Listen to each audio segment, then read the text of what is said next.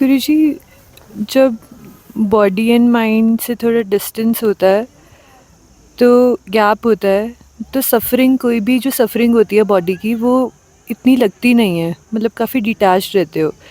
तो मैं ये सोच रही थी कि बॉडी से जो अटैचमेंट है के बारे में सोच रही थी, तो मैंने थोड़ा सा ऑब्ज़र्व किया कि जो मदर्स होती हैं वो नेचुरली अपने बच्चों को ज़्यादा प्यार करती हैं, और वो सेपरेशन आ जाता है, मतलब जब वो अपने बच्चों को ट्रीट जैसे करती हैं या किसी दूसरे बच्चे को ट्रीट करती हैं, वो बड़ा ही नेचुरल सा होता है। तो मैं सोच रही थी कि जो डिवाइन फेमिनिन होती है, मतलब, या फिर ऐसा कहें कि जब उनका बॉडी से थोड़ा कनेक्शन कम होने लगता है, जब भौतिक काया से वो डिस्कनेक्टेड होने लगती हैं, तब उनको नेचुरली सब पे प्यार आएगा ना। फिर तो वो मिट्टी मिट्टी की तरह दिखेगी ना। फिर जो सारे ह्यूमंस हैं उनको अपने बच्चे ही लगेंगे ना, क्योंकि वो जो उनका अटैचमेंट था विद द सॉइल वो कम होने लगेगा। वो अपने बच्चों और बाकी सबको इक्वली ट्रीट करेंगी, नहीं? इसमें मूल बात यही है कि हम यदि अपने शरीर के साथ जुड़े हुए हैं, हम अपने शरीर के मोह में फंसे हुए हैं, तो हम सेपरेशन को जी रहे हैं। तो यदि हम अपने शरीर को जी रहे हैं, तब वहाँ पर जो है हमारा प्रेम सीमित होगा, हमारा प्रेम थोड़ा सीमित होगा यदि हम अपने शरीर को ही जी रहे हैं तो।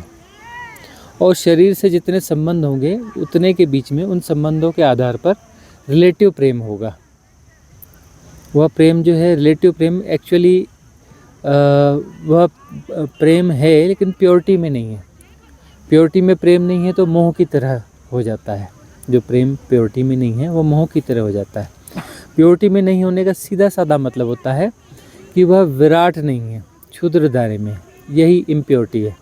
और कोई प्योरिटी नहीं है, वो प्रेम ही। मोह भी बहुत गौर से देखोगे तो प्रेम ही है, लेकिन वह जो है बहुत छोटे दायरे में आ गया, किसी क्षुद्र दायरे को जिया जा रहा है प्रेम के द्वारा। तो क्षुद्र दायरे को यदि जिया जा रहा है, शर्तों के साथ जिया जा रहा है, द्वैत के साथ जिया जा रहा है, रिलेटिवली जिया जा रहा है, तो वहाँ पर वह बात बनती नहीं है। अब जैसे इसका प्रश्न यही है एक तो कि माँ अपने बच्चों के प्रेम करती है, दूसरे बच्चों के साथ भी प्रेम करती है। क्योंकि माँ जो है, एक माँ हमेशा तो माँ नहीं होती ना। जब बच्चा पैदा होता है तब माँ भी पैदा होती है। तो उसने कुछ सृजन किया, उसने कुछ पैदा किया, तो उसने पैदा किया, तब वह जो है उसके अंदर एक खास किस्म का एक प्रेम जागता है अपने सृजन के प्रति, है ना। तो वो उसकी प्रसव पीड़ा उसने झेली है और उसका सृजन हुआ है, उसके माध्यम से हुआ है। तो उसका प्रेम एक अलग किस्म का होता है।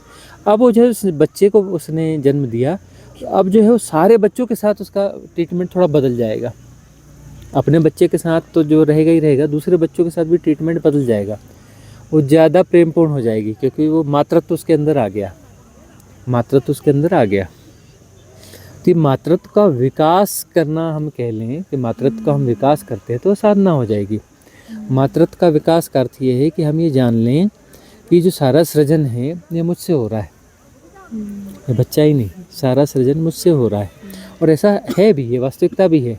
हम अपने आंतरिक केंद्र में जाते हैं तो हमें सारी सृष्टि उद्भूत होती हुई दिखती है। जो बिग बैंग है, हम वहाँ तक पहुँच जाते हैं, अपने भीतर उतरते हैं तो बिग बैंग तो चल ही रहा है, ख़त्म हुआ थोड़ी नहीं। ऐसा थोड़ी नहीं कि एक बार बिग बैंग हो गया वही अपना बना हुआ है, ऐसा नहीं है। यह जो है यूनिवर्स निकलना शुरू हुआ है और अभी तक निकल ही रहा है, वहाँ से निकल ही रहा है। वो बिग बैंग दिखने लगता है, तब ये दिखता है कि हम वहीं पर हैं, वहीं मौजूद हैं, हमारे भीतर से ही सब निकल रहा है। उसे ही हम आदि शक्ति भी कहते हैं, उसे हम कहते हैं आदि शक्ति। मतलब वहाँ से सब उद्भूत हो रहा है, उस महागर्भ से सब सृजन हो रहा है। तो जब हम वहाँ पहुँच जाते हैं तो उस महागर्भ में जैसे ही पहुँचते हैं और वहाँ पर हम स्थिर होते हैं, स्थिर होते हैं, तब वहाँ यह होता है कि हमें पूरी सृष्टि अपने से निकलती हुई दिखती है। तब तो प्रेम पूर्ण हो ही गए ना, सब हमारा ही सृजन है, हम उसकी माँ हो गए, है ना। तो डिवाइन फेमिनिन ऐसा कह लें कि वह मातृत्व का गुण जो है हमें आ जाता है। उसमें लगता है सब कुछ मेरा ही तो पैदा किया है, मैं ही तो हूँ। अहम ब्रह्मास्मि जैसा भी कहते हैं कि मैं हूँ, मतलब ये थोड़ा इसमें मेल वाला वो कॉन्सेप्ट है कि वो महसूस कर लेना कि नहीं, यह भी मैं हूँ, यह भी मैं हूँ, यह भी मैं हूँ, यह भी मैं हूँ। एक तरीका यह है कि वहाँ पहुँच जाना और वहाँ से उस उद्बोधन को अपने महसूस करना, जैसे हम में से ही निकल रहा है। तो हम में से निकल रहा है तो वह आदि शक्ति वाली बात हो गई, है ना। एक अहम ब्रह्मास्मि, एक आदि शक्ति, इन दोनों के माध्यम से हम वहाँ पे पहुँचते हैं, जहाँ पर जो है ये सब हमारा हिस्सा हो जाते हैं। या भी मैं हूँ ऐसा हो जाता है अहम ब्रह्मास्मि, और उसमें लगता है कि सब मुझसे पैदा हो रहा है, सब मुझसे पैदा हो रहा है। तो उसे आदि शक्ति कहते हैं। और आदि शक्ति जो है वह शिव के होने का ढंग है। इसलिए जो मूर्ति बनाई जाती है शिव और पार्वती की, कि जो है आधा ही अर्धनारीश्वर, तो वह वही है एक्चुअली, उसके होने का ढंग है, शिव के होने का ढंग है कि वह उससे जो है ये उद्भूतन हो रहा है, उससे प्रकट हो रही है, समूची सृष्टि लगातार प्रकट हो रही है, उसका प्रसव हो रहा है। तो वहाँ पर जो है मेल फीमेल, वहीं पर जो द्वैत है, एक मात्र द्वैत है, मेल फीमेल, है ना। तो जो मेल फीमेल वाला एक मामला चलता है। जैसे उस दिन बात चल रही थी, तो बात थोड़ी है खतरनाक, बोले ना बोले, राइट विंगर्स और लेफ्टिस्ट, है ना, ये दो धाराएं हैं। गौर से यदि देख सको तो अपना जो है राइट विंगर्स, ये जो है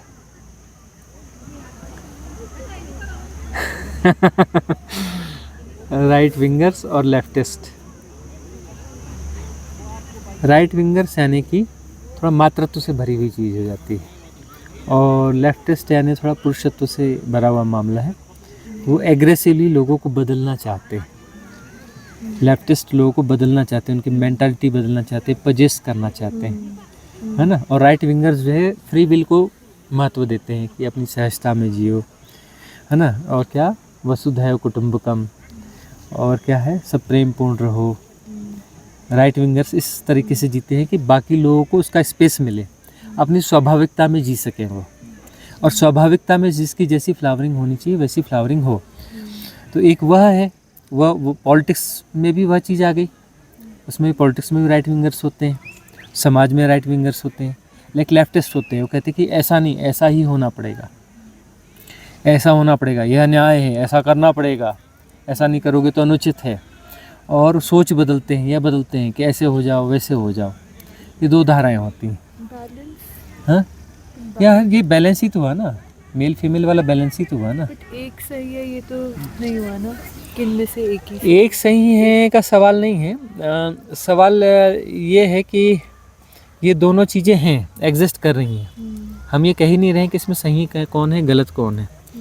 एक इसको जी रहा है कि इसको जी रहा है, ये दोनों चीज़ें हैं। तो किसका रुझान किस तरफ है, ठीक है ना, किसका रुझान किस तरफ है। किसी का रुझान जो है अपना समर्पण की तरफ है, कि अस्तित्व के प्रति समर्पण कर देना है, और अस्तित्व अपने आप में सब कुछ महान है, कॉस्मिक रिदम अपने आप में परफेक्ट है, और उससे बात बन जाएगी, उस पर छोड़ दिया तो सब कुछ हो जाए। एक कह रहा है कि नहीं नहीं, ये सब कुछ गलत है, मैंने सुधारना है, ये सब कुछ गलत है और किसी को कोई अकल नहीं है, कुछ नहीं है, मैंने सुधारना है ना। तो वो एक वो तरीका है कि ऐसा नहीं ऐसा होगा, ऐसा नहीं ऐसा होगा। बोलते नहीं नहीं, ये जो है किसी की हाइट 6 फीट है, किसी की 5.5 है, किसी की 5 है, किसी की 4 है, सब गलत बात है।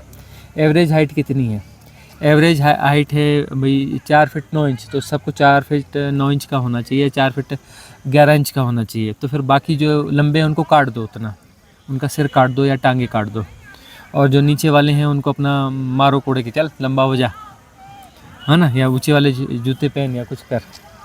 वो मतलब ज़बरदस्ती वाली कोशिशें हैं, है ना। लेफ्टिस्ट है ज़बरदस्ती वाली कोशिश की ऐसा नहीं, ऐसा ही होना चाहिए। वो बोलते क्रांति, यह वह फलाना ठिकाना।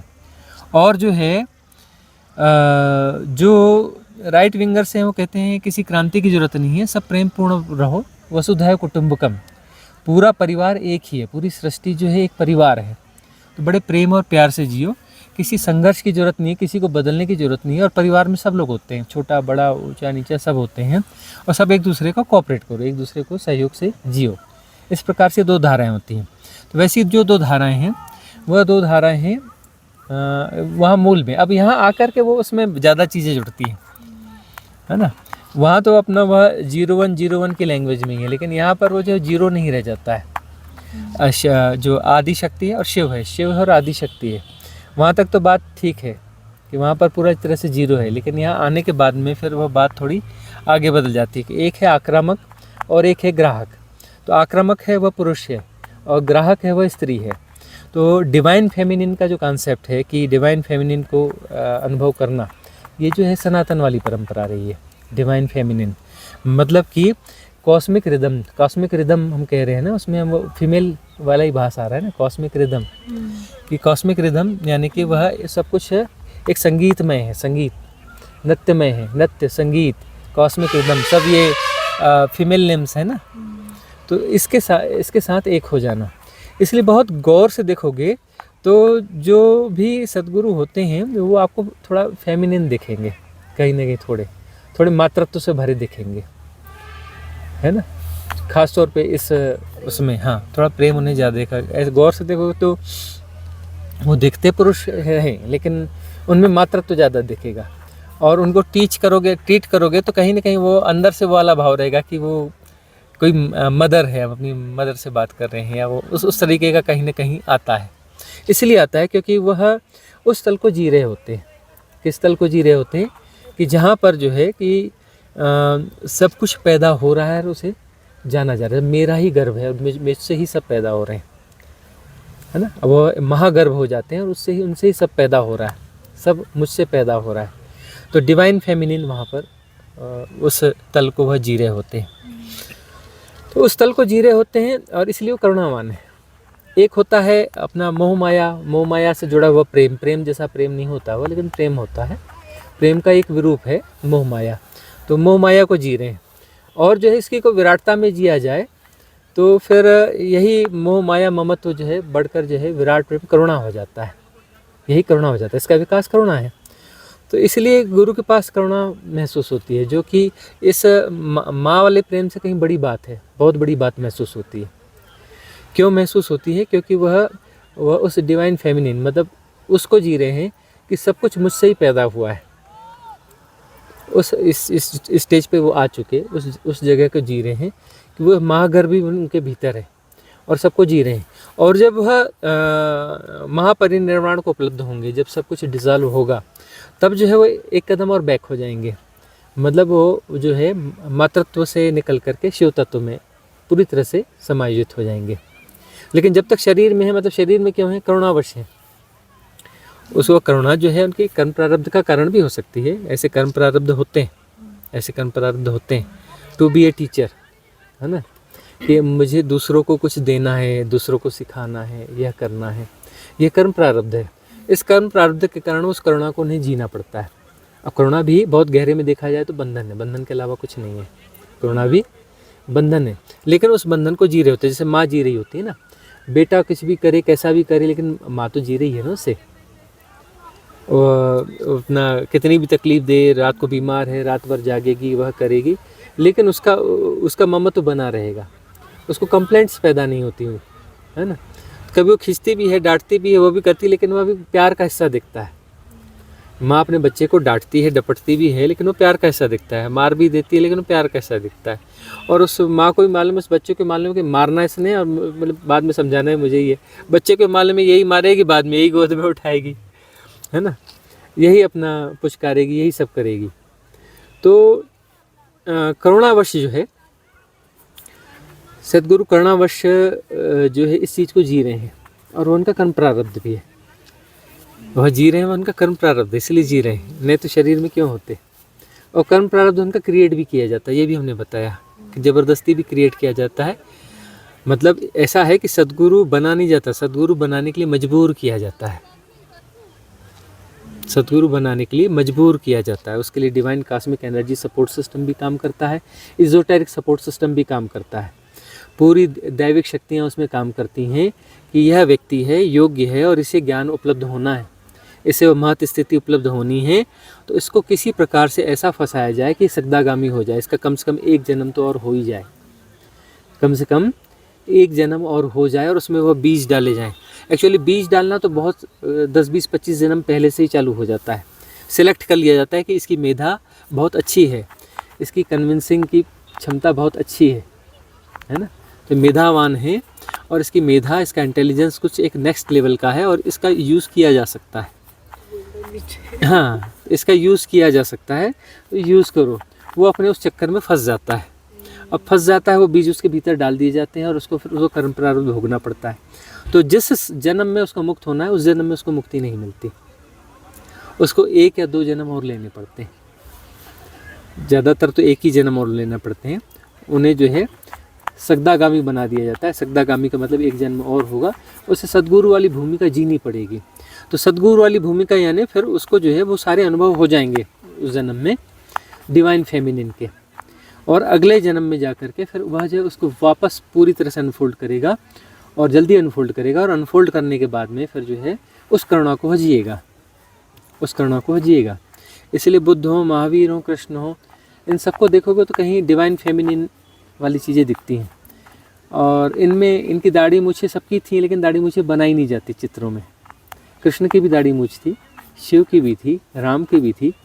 और पहले तो दाढ़ी मूछें तो बिल्कुल कॉमन हर मनुष्य की होती थी ना भाई। वो तो अभी भी होती है, अभी भी होती है। वो तो ज़बरदस्ती शेव किया जाता है ना, ऐसा थोड़ी कि किसी की निकलती है और किसी की नहीं निकलती। दाढ़ी मूछें तो पुरुष की निकलती हैं, लेकिन अभी वो शेव करते हैं, है ना। उस समय तो ये शेविंग वाला कुछ सिस्टम था नहीं। उस समय जो है ना दाढ़ी मूछें कॉमनली होती थी, लेकिन उनको फेमिनिन बताने के लिए कि मातृत्व से भरे हुए हैं, है ना, और करुणा गुण है उनका। वो जो है क्लीन शेव्ड वाली फ़ोटोज़ जो है वो शो अप की जाती हैं।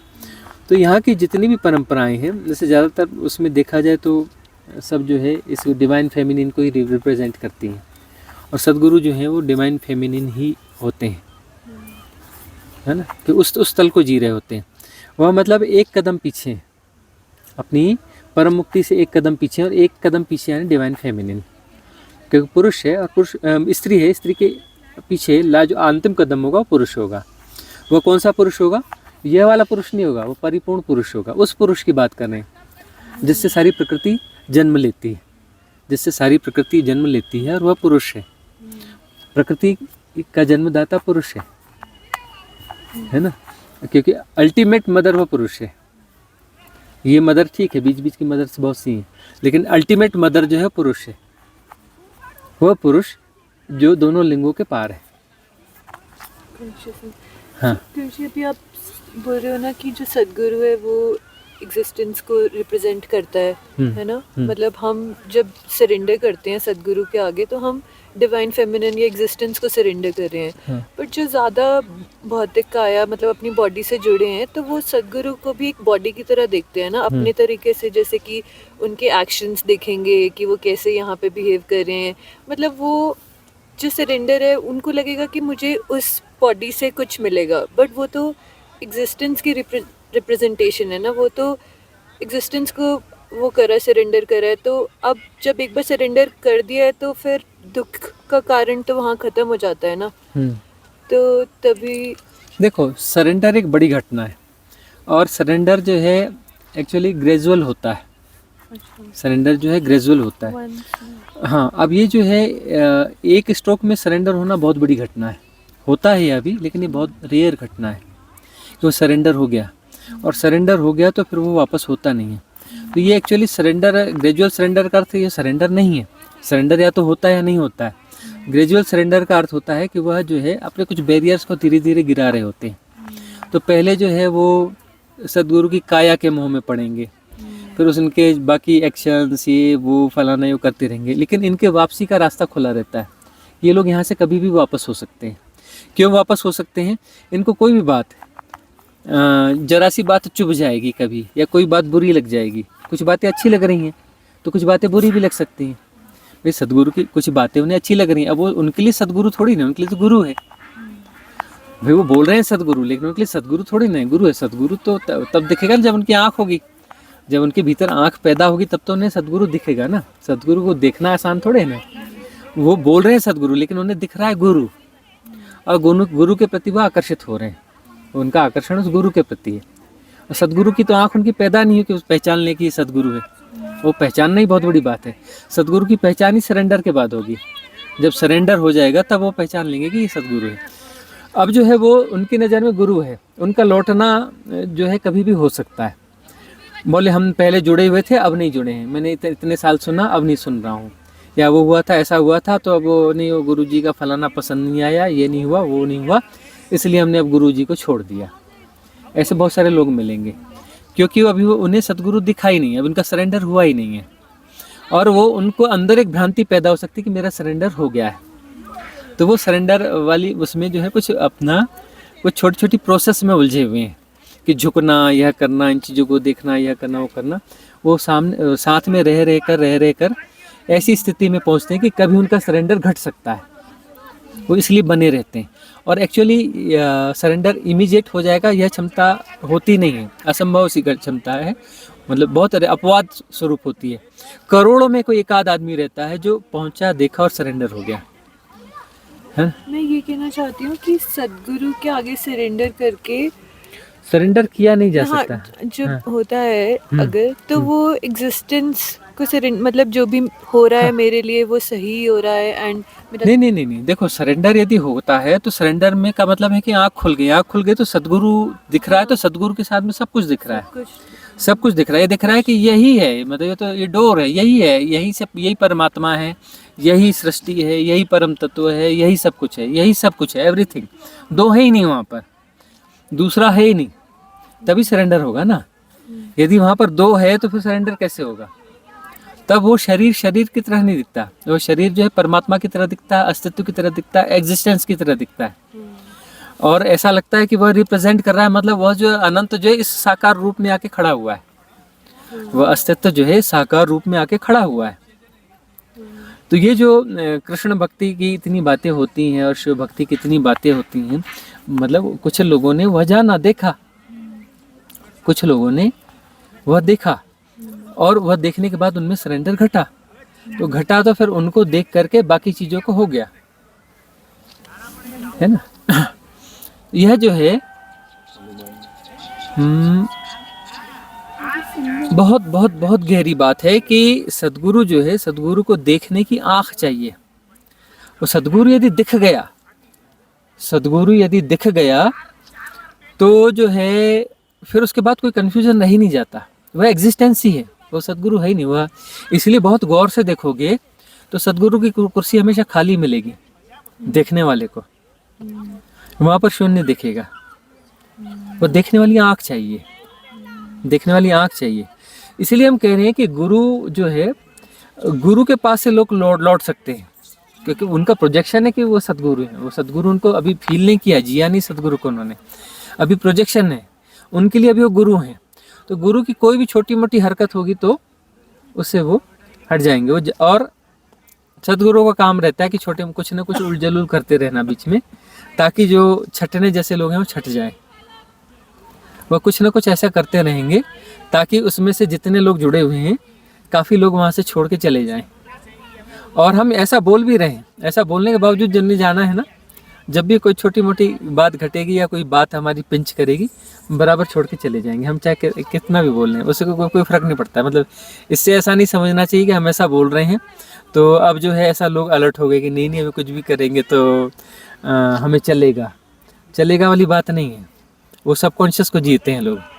तो जब भी कोई ऐसी बात करेगी, हम कोई अटपटी सी बात कर देंगे या कर लेंगे, तो कुछ लोग छोड़ के हमेशा जाएंगे, और कुछ लोग छोड़ के जा भी रहे हैं, और वो जाएंगे, और सबको छोड़ के जाते हैं। बुद्ध को छोड़ के गए, कितने लोग छोड़ के गए, महावीर को कितने लोग छोड़ के गए, है ना। और उन्होंने अपनी वो सारी चीज़ें पैदा करने की कोशिश करी, है ना। 8 जो लोग कहे जाते हैं महावीर के समय के, उन्होंने अपना वो सब चालू कर दिया, उन्होंने अपनी गुरु गद्दी बनाई, अपना सब कुछ वो सब चालू किया। तो छोड़ के हर जगह से जाते हैं, क्योंकि ओरिजिनल्स बैठना बहुत टेढ़ा मामला है। पहले आकर्षण से पास में आ जाना बहुत आसान है, एक आकर्षण होता है, उस आकर्षण के सहारे पास में आ जाना जो है वो ठीक है, हो जाता है। लेकिन वहाँ पर टिके रहना बहुत मुश्किल काम है। टिके रहने की बात तब है जब आंखें ठीक से खुल जाएं, आंखें सम्यक दृष्टि पैदा हो जाए और सदगुरु के दर्शन हो जाए। अब जो दर्शन हो रहे गुरु के नहीं हो रहे। सदगुरु का अर्थ होता है कि वहाँ पर व्यक्ति है ही नहीं, वहाँ व्यक्ति नहीं है, वहाँ एग्जिस्टेंस है। सदगुरु का मतलब है व्यक्ति नहीं है, वो एग्जिस्टेंस है। व्यक्ति के स्वरूप में कहीं भास रहा है, लेकिन व्यक्ति कहीं से कहीं तक व्यक्ति है ही नहीं, उसमें व्यक्ति जैसा कुछ है नहीं, लेकिन तब भी थोड़ा थोड़ा भासता है। अच्छा, यह है कि बीच बीच में भासेगा जरूर, क्योंकि भाई माया की छलना तो चलती रहेगी, छलना तो चलती रहेगी। और एक्चुअली जब खुद हम शरीर में जी रहे हैं तो शरीर के तत्वों को तो जिएंगे ना, शरीर की क्षमताओं को भी जिएंगे। मन है तो मन की क्षमताओं को भी जिएंगे। तो शरीर और मन जो है बार बार वह जो है उस रूप का भी दर्शन कराएगा कि जो कि फिजिकल है, लेकिन भीतर से वो एकदम क्लियर रहेगा। क्योंकि जो वो जिसने देख लिया है, जिसने सदगुरु को देख लिया, उसको ठीक से देख लिया है और देख के उसमें एक बार डुबकी लगा लिया है, तो फिर वो भले वो माया की छलना होती रहे, लेकिन वो डिगेगा नहीं, वो डिगेगा नहीं। और डिगेगा का मतलब है उसके अंदर जो है सरेंडर अभी घटा ही नहीं है। वह जो है सिर्फ उसे ही देख पा रहा है, सिर्फ एक शरीर को ही देख पा रहा है, उससे ज़्यादा कुछ नहीं देख पा रहा है ना। और वहाँ शरीर है जरूर, लेकिन वो शरीर सिर्फ एक, हाँ बहुत थिन लाइन है। हाँ तो गुरु जी, जो अपनी बॉडी या शरीर या मैटर से ज़्यादा जुड़े हैं, जो भी जिनका लगावा भी, तो वो तो नहीं देख पाएंगे ना, क्योंकि फिर उसके बाद जो तो गुरु तो फिर हर चीज़ में ही दिखेगा ना। हर एक पूरी लाइफ एक लेसन है, पूरी लाइफ गुरु है। तो जो एक बॉडी के तरफ अट्रैक्शन होता है और मतलब ऐसा होता है कि उनके पास रहना है, जैसे वांट कुछ ऐसे कुछ चाहिए उनसे, वो ख़त्म हो जाएगा ना वहाँ पर। तो कि किसी देखो इसके लिए बहुत सारी बातें हैं। जो सत्संग का महत्व है वो ऐसा है कि सानिध्य इसलिए ज़रूरी है कि जहाँ जहाँ फिर जैसे भी लगेगा कि अब जो है भटक रहे हो, या फिर वो बात बन नहीं रही है, या बात बनने की गति धीमी हो रही है, या कुछ हो रही है, तो सत्संग के लिए जाना पड़ेगा। क्योंकि अब जो है माया ज़्यादा हावी हो गई है ना। और जिनका सरेंडर घट गया तो गुरु तो उनके लिए सब जगह प्रेजेंस है, क्योंकि वह जो है उनकी देशना भीतर चली जाएगी, उनकी जो एनर्जी है वह भीतर चली जाएगी, है ना।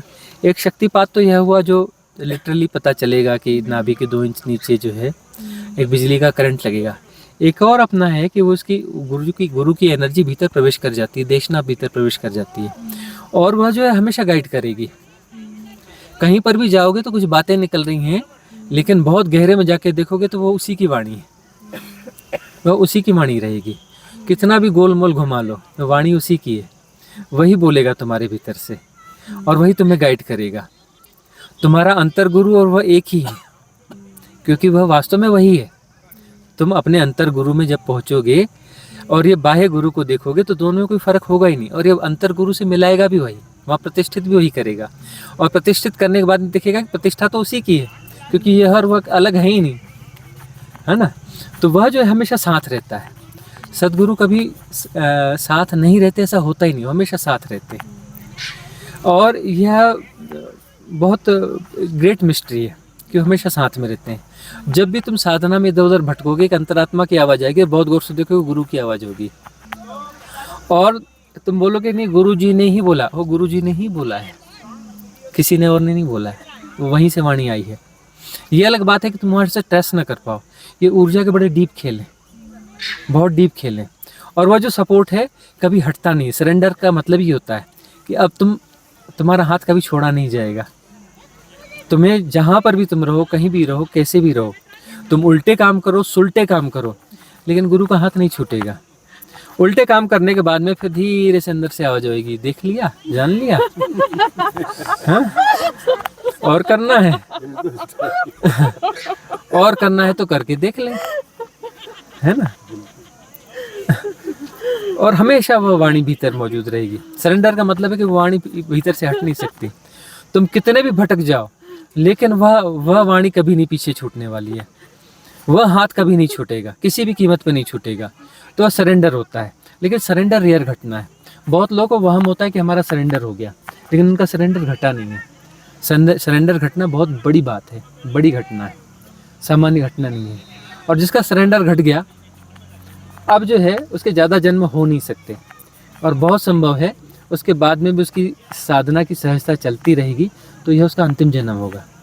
यदि सद्गुरु हैं और उनके सामने सरेंडर हुआ है, तो होना तो यही चाहिए। आदर्श स्थिति तो यही कि उसका भी यह अंतिम जन्म होगा। उसका केतु 12वें स्थान में है कि दूसरे स्थान में, कि तीसरे स्थान में, कि 6वें स्थान में, उससे फ़र्क नहीं पड़ता। फिर मतलब उसका जो है, हाँ, उसके भाग्य, उसकी रेखाएं, उसके कर्म प्रारब्ध सब बदल जाते हैं। वह उसका अंतिम जन्म हो ही जाएगा, बच नहीं सकता। और जो है उसके ये जो उल्टे सीधे प्रश्न और विकार हैं वो टिक नहीं सकते, ठहर नहीं सकते, क्योंकि सरेंडर के बाद जो है ना वह प्रज्ञा, वह विजडम गुरु की उसके भीतर पहुंच गई, उसके भीतर पहुंच गई और उधर से आवाज़ देती रहेगी, वो भीतर से आवाज़ देती रहेगी। अब जो है उसे भटकने पर भी जो है लेसन मिलेंगे, हर भटकने के बाद में भी उसे भीतर से आवाज़ आएगी और कहा जाएगा कि देख भोग लिया बेटा, ये लेसन है, ये लेसन था, अब इससे तो रिग्रेट मत कर, सीख लिया आगे बढ़। वह वहाँ भी संभालेंगे, बोले काहे का रिग्रेट, काहे का पश्चाताप, तेरा भोग था, हो गया, चल अब आगे चल। वह आवाज़ हमेशा आएगी। सरेंडर के बाद ऐसा नहीं हो सकता कि सदगुरु की आवाज़ भी, अंतर जो आवाज़ होगी वो गुरु की वाणी होगी। ऐसा हो नहीं सकता कि अंदर से वो आवाज़ नहीं आएगी। वो देशना, उसी देशना को जियोगे, उस देशना से बाहर कभी नहीं जा सकते। वो देशना कभी भी हाथ नहीं छोड़ेगी, बिल्कुल हाथ नहीं छोड़ेगी। उल्टे चलो, सुलटे चलो, कैसे भी रहो, आड़ा करो, टेढ़ा करो, गलत करो, सही करो, वो देशना पीछे साथ नहीं छोड़ सकती। उस देशना को ही जीना पड़ेगा। और इसलिए कहते हैं कि सदगुरु की शरण हो गई तो जो है कर्म प्रारब्ध कट जाते हैं, मतलब जो हल्के हो जाएंगे, वह बहुत हल्के हो जाएंगे। बहुत सारे कर्म प्रारब्ध जो है जो छोटे छोटे हैं वो जीरो हो जाएंगे, बड़े हैं वो बहुत न्यून हो जाएंगे, और फास्ट जो है उनसे जीते जीते क्रॉस हो जाओगे। ऐसा होता है, इसलिए कहते हैं उनकी शरण। शरण का अर्थ मतलब ये नहीं होता कि वहाँ हम आते जाते हैं जी, मिलते हैं जी, गुरु जी को हम सुनते हैं जी, गुरु जी को फलाना करते हैं, ये शरण नहीं है। शरण का मतलब सरेंडर। सरेंडर के बाद में वो शरण आती है, और शरण में वह एक्चुअली जो एग्जिस्टेंस है वो हेल्प करता है। एग्जिस्टेंस में डायरेक्ट हेल्प नहीं करता है, समझने की बात है। एग्जिस्टेंस डायरेक्ट हेल्प कर ही नहीं सकता, क्योंकि वह जो है नपुंसक है। ये बात लोगों को बुरी लगती रहे, हमें वही शब्द अच्छा लगता है। एग्जिस्टेंस नपुंसक है, वो हेल्प कर ही नहीं सकता, वो मीडियम के थ्रू ही हेल्प करेगा। एग्जिस्टेंस जो है शक्तिपात नहीं कर पाता, उसको गुरु का शरीर चाहिए। एग्जिस्टेंस कुंडलिनी जागरण नहीं कर सकता, गुरु का शरीर चाहिए, है ना, गुरु का शरीर चाहिए उसको, उसके द्वारा ही हेल्प कर सकता है। तो जो है इसलिए सदगुरु का महत्व क्यों है, इतना महत्व है क्यों? क्योंकि जो है तुम्हें जो देशना मिलेगी, परम देशना मिलेंगी, वो उस शरीर के माध्यम से ही मिलेंगी। कोई तुम्हारे भीतर कोई क्रांति घटने वाली है, वो मीडियम तो चाहिए, और मीडियम वही बनेगा। इसलिए तुम्हें रेजोनेंस बिठाना पड़ता है। रेजोनेंस बिठाते हो फिर तुम्हारा सरेंडर घटता है, और सरेंडर घटते ही जो है तुम्हें ऐसी ऐसी चीज़ें तुम पे बरसना चालू हो जाती हैं, इतना मिरेकुलस होने लगता है। और वो होता इसलिए है क्योंकि वह जो अस्तित्व तुम्हें मदद कर रहा है, लेकिन वो उसको वैसी मीडियम से करेगा। तुम उस शरीर से 1000 किलोमीटर दूर बैठे रहो, लेकिन कोई चीज़ आएगी तो थ्रू वहीं से आएगी। वो डिस्टेंस तुम्हारे शरीर का हो सकता है, तुम्हें वहाँ भी 1000 किलोमीटर दूर भी जो मदद मिलेगी थ्रू वहीं से आएगी। तुम सोच रहे हो कि नहीं ये इस पेड़ से आ गई, वहाँ से आ गई, वहाँ से आ गई, कहीं से नहीं है, वो वहीं से आ रही है। नपुंसक का मीनिंग न्यूट्रल, एकदम न्यूट्रल है, लेकिन हम पता नहीं क्यों नपुंसक शब्द यूज़ करते हैं। वो हाँ, वहाँ तो बिल्कुल न्यूट्रल है, वो जो है वहाँ से कुछ होता ही नहीं है। जो परम तत्व है, परम तत्व में कुछ होता ही नहीं है, कोई विचलन ही नहीं है, कुछ भी नहीं है, पर उसके होने का ढंग है। तो उसके होने का ढंग जो है बहुत कुछ है, लेकिन गुरु उसके सीधे सीधे होने का ढंग है। वहाँ जो है वह निश्चल तत्व जो है सीधे सीधे सद्गुरु के रूप में खिला हुआ है, वो उसके होने का ढंग है। ऐसे है ना, उसमें अनाहत नाद है, वह उसके होने का ढंग है, उसमें यह हुआ या उसके होने का ढंग है, अगले स्टेप में यह होने का ढंग है। बहुत सारे स्टेप्स हैं, सदगुरु के साथ कोई स्टेप नहीं है ना। वह एग्जिस्टेंस है, वह अस्तित्व है, और उसके होने का ढंग है सदगुरु है। बीच में कोई कड़ी नहीं है, बीच में कोई वो लंबे चौड़े मामले नहीं है, बस वो वही है और उसके होने का ढंग है। बीच में कोई और स्टेप नहीं है, कोई भी स्टेप नहीं है। तो वह जो है वह हेल्प करेगा तो उसी के माध्यम से करेगा। तो तुमने यदि कहीं सरेंडर तुम्हारा वास्तव में घट गया है, वास्तविक सरेंडर घटा है, और वो वापस नहीं होता, सरेंडर तुम विड्रा नहीं कर सकते, या तो होगा या तो नहीं होगा, और हो गया तो फिर विड्रा नहीं होता। विड्रा हुआ मतलब तुम्हारा सरेंडर हुआ ही नहीं है, नकली मामला है, तुम नकली हो, तुम्हारा मामला भी नकली है ना। तो सरेंडर हो गया है तो फिर उसके बाद में विड्रा होगा नहीं, और जो है वह हेल्प बराबर मिलेगी। तुम 1000 किलोमीटर 10,000 किलोमीटर कहीं भी बैठे रहो। इवन जो है जो सदगुरु रहते हैं वह जो है एक अपना divine cosmic support system build करके जाते हैं, और बाद में तुम्हारे अगले जन्म कहीं भी होंगे कहीं भी होंगे तो वहाँ भी तुम्हें हेल्प आएगी और उसके थ्रू आएगी। डिवाइन कॉस्मिक सपोर्ट सिस्टम जो है वह भी एक एनर्जी फील्ड है, मतलब वह भी एक शरीर है, वह भी एक किस्म का शरीर ही है, वह भी एक किस्म का शरीर है। और यह मिस्ट्री है कि वह मुक्त हो गया, सदगुरु मुक्त हो गया और उसका एक क्रिएशन है और वह फंसा नहीं उस क्रिएशन में। उसने उस जो है प्योर मीडियम को वहाँ क्रिएट करके छोड़ दिया जो एक मीडियम की तरह काम करेगा। अब ये देखो कैसे काम करता है। तुम में से बहुत सारे लोग ऐसे हैं जो पिछले जन्मों में हमसे जुड़े हुए नहीं थे,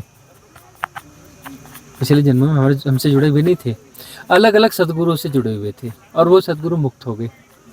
मुक्त हो गए तो उनके जो कॉस्मिक सपोर्ट सिस्टम है ना, वो वहाँ से अपना डाइवर्ट करके यहाँ लेके आते हैं। हमें दिखता है हाँ उनने भेजा, अच्छा ये उनने भेजा, अच्छा देखते हैं हम, अच्छा इनने भी भेज दिया क्या। तो सब भेजते रहते हैं, अलग अलग जगहों से आते हैं, अलग अलग जगहों से आते हैं। और वो सपोर्ट है। वो कहते हैं कि देखो जो हमने तुम्हें देशना दी थी और तुम्हारा टाइप ये था, तुम्हारा रेजोनेंस यहाँ से बैठने वाला है, वो इधर डाइवर्ट करेंगे, कुछ लोगों को कहीं और डाइवर्ट करेंगे। अब जो बहुत गहरे साधक रहे होंगे, बहुत ज़्यादा गहरे साधक रहे होंगे, लेकिन किसी कारणवश वो अटक गए, किसी कारणवश वो अटक गए तो फिर उन्हें डाइवर्ट करेंगे वो, और डाइवर्ट कर करके यहाँ भेज देंगे। जो गहरे साधक है, दूसरे यहाँ नहीं आ सकते। जिनका जो है ऐसे लोग जिनका यह अंतिम जन्म है या उनकी संभावना है कि उनका अंतिम जन्म हो जाए, जिनकी बहुत ज़्यादा संभावना है, वही डाइवर्ट किए जाएंगे और वो यहाँ पर आ जाएंगे। और उनका फिर यहाँ पर भी यही है कि रिजोनेंस उन्हें खुद बिठालना है। देखो ये एक स्थिति तो है, अपने रिजोनेंस को उनको यहाँ बिठालना है और वह चीज़ वो यहाँ कर पाते हैं। रिजोनेंस बिठा लेंगे तभी तो संक्रमण होगा ना। गुरु संक्रामक है, वो अपना संक्रमण तुम्हें देगा, तुम्हें संक्रमित कर देगा वह, है ना। संक्रमित समझते हो ना, जैसे वो एपिडेमिक होता है, कोरोना इससे हो गया, उससे उसको हो गया, उससे हो गया, ऐसा सुना ना, खतरनाक रोग होते हैं ना। वैसे ही सदगुरु एक खतरनाक रोग है ना, वो तुम्हें संक्रमित कर देता है। और रिजोनेंस इसलिए बिठाला जाता है कि वो संक्रमण हम में हो जाए, और वो संक्रमण यदि हो गया तो फिर तुम वहाँ से वापस नहीं हो सकते। उस संक्रमण के बाद तुम वहाँ से वापस नहीं हो सकते, तुम उसी देशना को जियोगे, उस देशना से तुम बाहर नहीं जा सकते। तो वो जो है कोई दूसरी जगह से आ रहा है तो वह देशना जो है कहीं ना कहीं इस देशना से मिलती जुलती है, उसका बड़ा रूप है। उस देशना का जो तुम्हारे पिछले गुरु रहे हैं, वो जो जिस देशना को तुमने वहाँ जिया है, उस देशना का एक बड़ा रूप है। अब वही तुम देखते हो कि हम जो है 1000 किस्म की बातें करते हैं, है ना, अलग अलग देशनाओं की बातें करते हैं। तो ये क्या हुआ है, हाँ, हमें ज़्यादा बुरी तरह उलझाया गया है, हमें जो है ज़्यादा बुरी तरह उलझाया गया है, हमें जो है ज़्यादा बड़ा बर्डन दिया गया है कि ये अलग अलग देशनाओं के लोग आएंगे और सबको ओबेलाइज करना है, सबको ओबेलाइज करना है। लेकिन उन लोगों को करना है जिनका यह अंतिम जन्म है, लास्ट बर्थ है। जिनका लास्ट बर्थ है वही लोग यहाँ पाएंगे, या फिर उनकी संभावना है, उनका इंटेलिजेंस लेवल जो है इतना हाई है, प्रज्ञा विजडम जो है इस हद तक जागी हुई है, इस हद तक है कि वह अंतिम छलांग ले सकते हैं। अंतिम छलांग ले सकते हैं तो वही रिजोनेंस बिठा पाएंगे और वही हमारे पास आ पाएंगे। तो इसलिए वह काम चल रहा है। अब वो देख रहे हो कि यहाँ पर अलग अलग किस्म के लोग आ रहे हैं। तो कई बार ऐसा होता है कि किसी को लगता है अरे भाई यहाँ पर ये थोड़ी ये अलग टाइप के लोग दिख रहे हैं, ये अलग टाइप के लोग दिख रहे हैं, इनकी साधना समझ में नहीं आ रही है, कैसी साधना कर रहे हैं, ये कैसे कर पा रहे हैं। और यदि ऐसा किसी के मन में आ रहा है और वह अन्य लोगों के साथ में बना रहे, धीरे धीरे धीरे धीरे देखे, तो उसकी आंखें खुली की खुली रह जाएंगी। इतना नॉर्मल जीवन जीते हैं, अंदर से इतने गहरे, इतने डेप्थ में, ऊपर से देखो तो इतने हल्के दिखते हैं और अंदर से इतने डेप्थ को जी रहे हैं, है ना। और वह जब धीरे धीरे समझोगे तो समझ में आएगा कि यहाँ पर बड़े साधारण से लोग दिखते हैं, ऐसे लिखते हैं कि ये तो कहीं है ही नहीं, कुछ है ही नहीं। लेकिन उनके साथ रहोगे तो उनकी क्वालिटीज अनफोल्ड होने लगेंगी, इतने डेप्थ में। और बाहर से शो भी नहीं होता, बाहर से इतने ऑर्डिनरी हैं ये, अंदर से इतने डेप्थ को जी रहे हैं। यही ब्यूटी है ना। हाँ, और यही ब्यूटी है। तो यहाँ पर इसलिए है कि तुम अलग धारा से आ रहे हो, वो अलग धारा से आ रहे हैं, वो अलग धारा से आ रहे हैं, सब अलग अलग धाराओं से आए हुए लोग हैं। सब जो है अलग अलग धाराओं से आए हुए हैं और हर कोई डेप्थ में है। किसी का काफ़ी कुछ अनफोल्ड हो चुका है, किसी का अनफोल्ड होना बाकी है, हो रहा है, लेकिन है सब डेप्थ में। और अपना जो है इस चीज़ को यहाँ पर संभालना पड़ेगा, जिनको यहाँ बने रहना है, जज नहीं करना है दूसरों को। यदि यहाँ दूसरों को जज करोगे तो उलझ जाओगे, तुम्हें लगेगा ये कहाँ से कैसे आ गए। अरे भाई, जो हमें सुनता है, सुनने के लिए जिगरा चाहिए, जो हमें सुनता है सुनने के लिए विजडम चाहिए। कोई ऑर्डिनरी मैन हमें सुन नहीं सकता।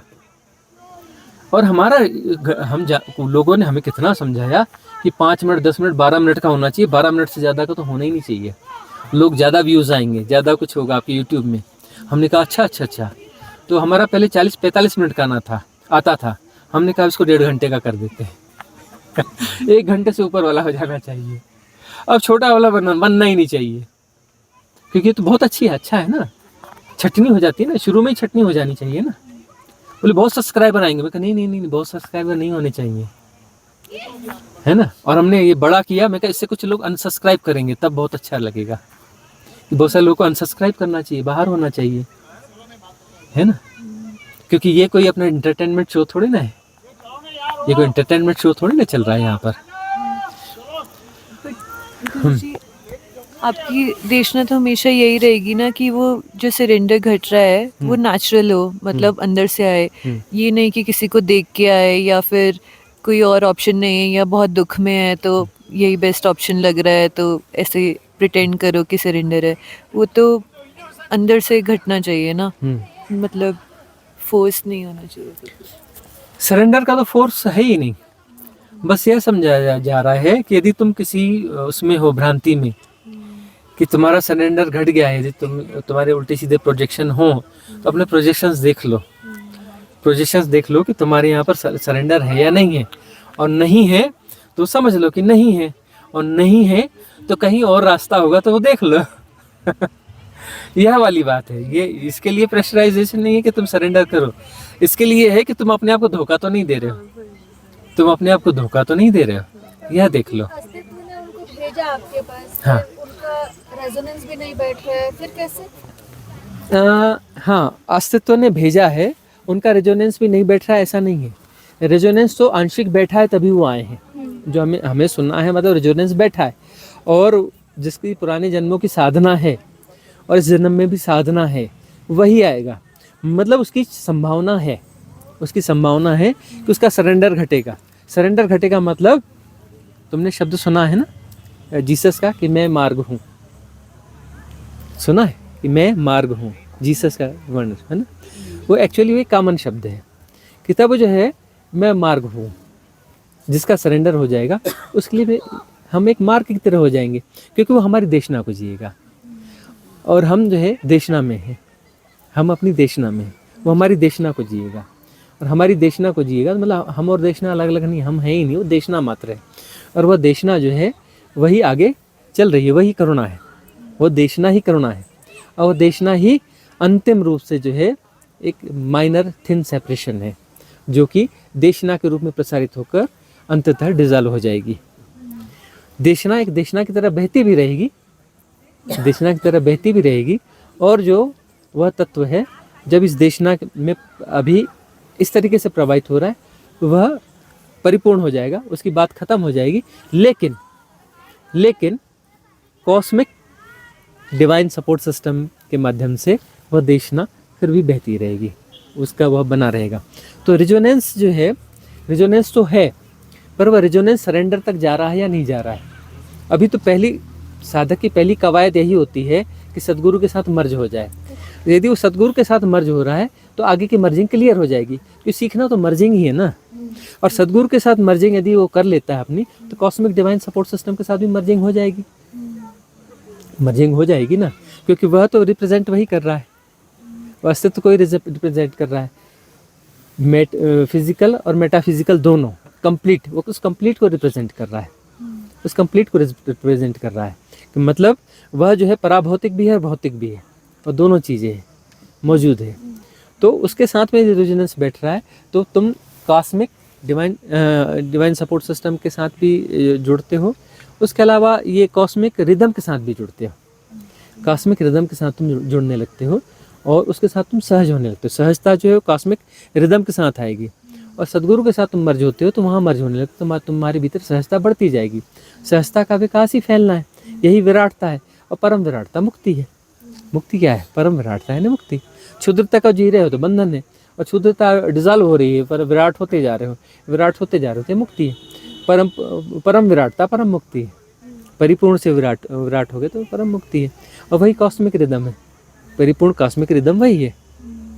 इसको ऐसे भी कह सकते हैं ना कि वो, हाँ, इसको ऐसे भी कहा जा सकता है ना कि सरेंडर तब घटता है जब आप कंडीशनिंग के परे चले जाते हो। मतलब आप आपका डिफेंस जो है, ईगो हाँ। जो है, वो माइंड है, वो आपको ओवर पार करना बंद कर देता है। क्योंकि हमें तो कितना कुछ, हमने डिफरेंट जगह से आए हैं, हमने पता नहीं गुरु की भी कितनी डेफिनेशन सुनी है, ऐसा होगा, मिरेकल्स ढूंढते रहते हैं। तो सरेंडर घटने का मतलब ये भी हो सकता है कि हमने कंडीशनिंग के परे। हाँ, सरेंडर का मतलब यही है। सरेंडर का मतलब, अब कंडीशनिंग रहेगी तो सदगुरु के साथ मर्ज हो ही नहीं सकते, क्योंकि कंडीशनिंग के साथ तुम सदगुरु के साथ कैसे जोड़ोगे? सदगुरु तो प्रिडिक्टेबल है ही नहीं। सदगुरु तो उल्टा पुल्टा सुल्टा सब है एक साथ, है ना। तो तुम्हारी किसी परिभाषा में समाएगा ही नहीं।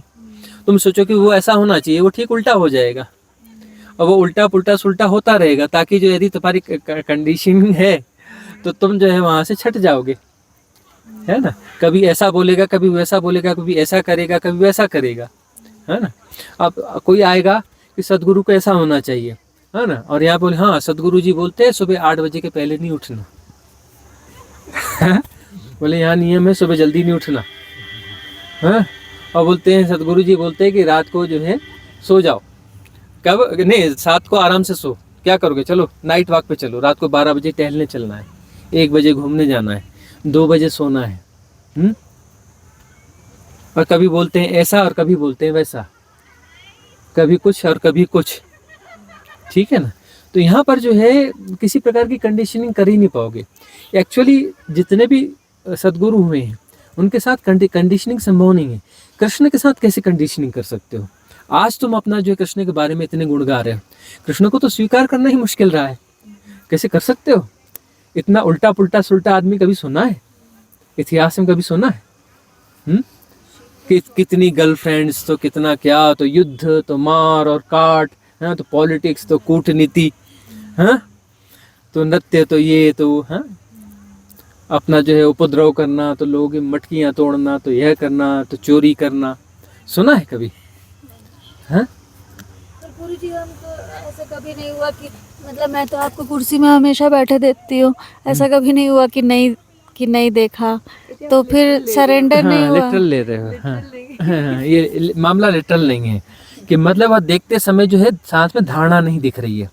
सदगुरु को समय देखते समय धारणा नहीं दिख रही है, तो खुली आंख से, एक निर्मल आंख से दिख पा रहे हो। मतलब तुम यह प्रिडिक्ट नहीं कर रहे हो कि अब ये ऐसा बोलेंगे, अब यह ऐसा बोलेंगे, या ऐसा बोलते हैं, या ऐसा करते हैं। प्रिडिक्ट नहीं करोगे, वो जैसा होगा जैसा का तैसा उसे स्वीकार करोगे। देखो, सीखना यह है कि जो जैसा उसको जैसा का तैसा स्वीकार करना है, ठीक है ना। कि ये मौसम ऐसा है, या प्रकृति ऐसी है, या ऐसा है ना। सारी चीज़ें, संसार ऐसा है, पॉलिटिक्स ऐसी है ना, विश्व ऐसा है, देश ऐसे हैं, यह ऐसा है। इन सबको जैसा का तैसा स्वीकार करना है। तो जैसा का तैसा स्वीकार करने के पहले सदगुरु को तो स्वीकार करो। तुम अपने बच्चों को जैसा का तैसा नहीं स्वीकार कर पाते हो, अपने पति बच्चों, माँ बाप, किसी को जैसा का तैसा स्वीकार नहीं कर पाते हो, तो कहाँ से शुरू करोगे? तुम जैसा का तैसा स्वीकार करना कहाँ से शुरू करोगे? तुम सदगुरु से शुरू करते हो, उनको जैसा का तैसा स्वीकार करना। इसलिए तुम गुरु के पास आते हो। सदगुरु के पास आना तुम्हारा तब होता है, शरीर के साथ तो तुम गुरु के पास आए हो। सदगुरु तब घटेगा जब तुम खुली आंखों से उसे देखोगे और जैसा का तैसा स्वीकार करोगे कि वह कभी ऐसा उल्टा है, कभी पुल्टा है, लेकिन तुम्हारे अंदर में नहीं आता कि आज ऐसा क्यों कर रहे हैं, इन्होंने ऐसा क्यों कर दिया, इन्होंने मुझे डांट क्यों दिया, इन्होंने गाली मार दी, इन्होंने मुझे चपत मार दी, इन्होंने मेरी आलोचना कर दी सबके सामने, है ना। अब बुद्ध तो जो आलोचना करते थे तो ऐसे 2-4 लोगों के सामने भी नहीं करते थे। कुछ घट गया, अच्छा ठीक है, देखते हैं। वो दूसरे दिन खड़ा करेंगे। कहाँ पे खड़ा करेंगे? जहाँ 10,000 लोग बैठे हो।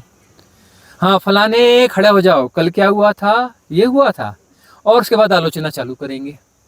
और 2 मिनट नहीं, उस पर ही पूरा प्रवचन चलेगा, 2-4 घंटे अच्छे से रगड़ेंगे। वैसे 2 घंटे का प्रवचन देंगे, किसी को रगड़ना है तो उस दिन 4 घंटे का प्रवचन देंगे, खूब रगड़ेंगे, है ना। ऐसा रगड़ेंगे, ऐसा रगड़ेंगे, ऐसा रगड़ेंगे, या तो फिर टिक जाए उसके बाद, और टिक गया तो तेरी क्वालिटी, तो तेरी छलांग लग गई, और नहीं टिका तो निकल ले यहाँ से। इतना रगड़ेंगे या तो परिवर्तित हो जाएगा या वहां रह नहीं सकता, बीच वाली कंडीशन होगी नहीं। तो वही है कि वह प्रिडिक्ट नहीं करना है और स्वीकार करना, जैसा का तैसा स्वीकार करना। सरेंडर का मतलब है ना जैसा का तैसा स्वीकार करना। तो जैसा का तैसा जब वहां स्वीकार करते हो तो फिर धीरे धीरे अस्तित्व को भी स्वीकार करने लगते हो, जैसा का तैसा। और वो झलक है, गुरु तो झलक है अस्तित्व की ना, वो अस्तित्व ही है। तो उसके बाद जो है पूरे अस्तित्व को जैसा का तैसा स्वीकार करना चालू करते हो। और गुरु से यही तो सीखना है, यही तो लर्निंग है कि सृष्टि को जैसा का तैसा स्वीकार करना। और सीधा सीधा गुरु है तो वह क्या पता गुरु घंटाली होगा सदगुरु तो सीधा सीधा होता ही नहीं, टेढ़ा मेढ़ा होता है, और टेढ़ा मेढ़ा ही होगा, वो तुम्हारी किसी परिभाषा में समाएगा नहीं। तुम उसको दायरों में बांधोगे, जितने तुम दायरों में बांधोगे अगले तुमको जो है 2-4 दिन में उल्टी पुल्टी को दूसरी बात आ जाएगी सामने। तुम दायरे में बांध ही नहीं सकते, जितना तुम बांधोगे उसका उल्टा तुम्हें देखने को जरूर मिलेगा, कर ही नहीं सकते। तुम कहोगे कि टाइम का पंक्चुअल होना चाहिए, वो पंक्चुअल मिलेगा ही नहीं तुमको। तुम बोलना चाहिए ऐसा होना चाहिए, वैसा होगा ही नहीं। तुम किसी भी दायरे में कहीं भी कितना भी बांधना चाहो, बांध ही नहीं सकते। और यदि तुम उसे बांधने की कोशिश कर रहे हो मतलब सरेंडर नहीं घटा है। तुम गुरु से अपेक्षाएं कर रहे हो मतलब गड़बड़ मामला है।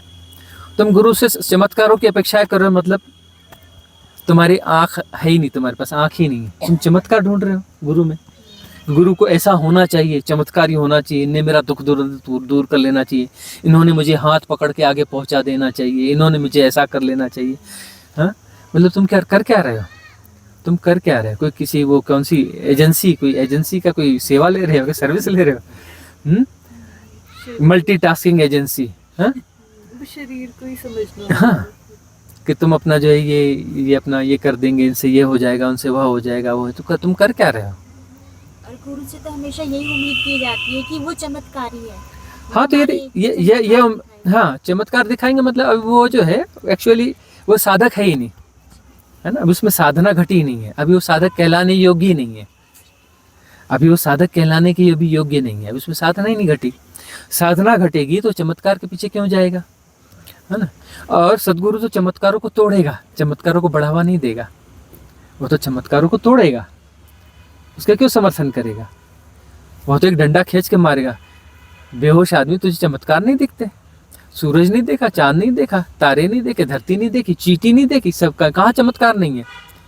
हाँ, तितली नहीं देखी, चमत्कार नहीं दिखा तुझे? फूल में चमत्कार नहीं दिखा, पत्ते में चमत्कार नहीं दिखा, चमत्कार तुझे दिखता नहीं है? तुझे जादूगर ढूंढने आया, मदारी ढूंढने आया है? हाँ, हम यहाँ क्या मदारीगिरी की दुकान खोल के बैठे? तुम मदारी ढूंढने आए हो कि सदगुरु ढूंढने आए हो? तो सदगुरु तुम्हें सादा बनाता है ना। वह टेढ़ा मेढ़ा इसलिए कि तुम्हारे टेढ़े मेढ़ेपन को वो दूर करता है, वो टेढ़ा मेढ़ा होकर तुम्हारे टेढ़े मेढ़ेपन को दूर करता है और तुम्हें सादा होना सिखाता है। क्योंकि सादा होना, सहज होना, यही मुक्ति, उससे ज्यादा कुछ मुक्ति नहीं है।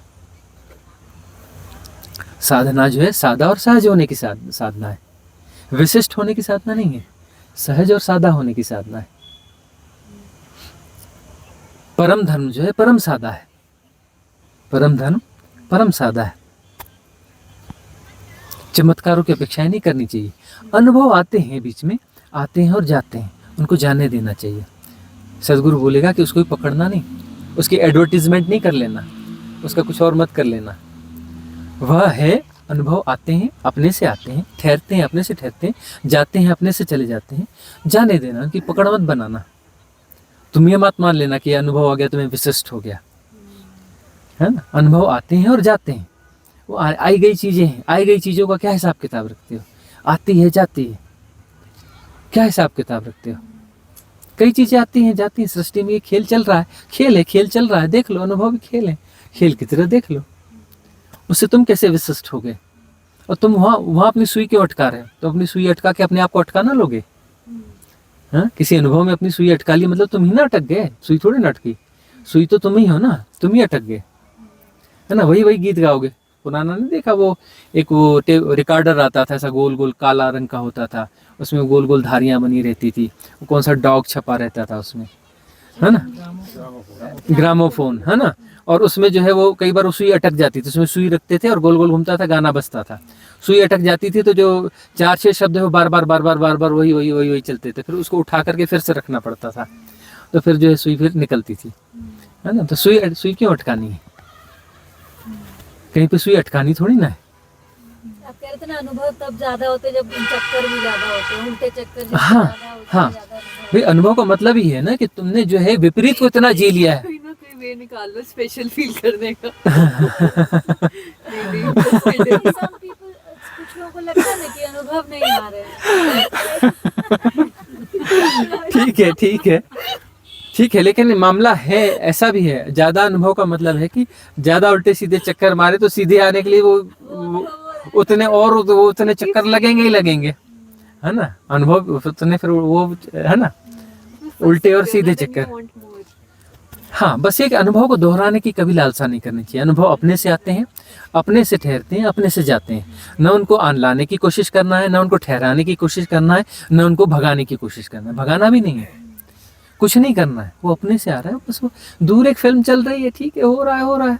जैसे दुनिया में हवाएं चल रही है, तितलियां उड़ रही है, पक्षी गीत गा रहे, सब कुछ हो रहा है, वैसे अनुभव को भी हो रहा है, ठीक है ना।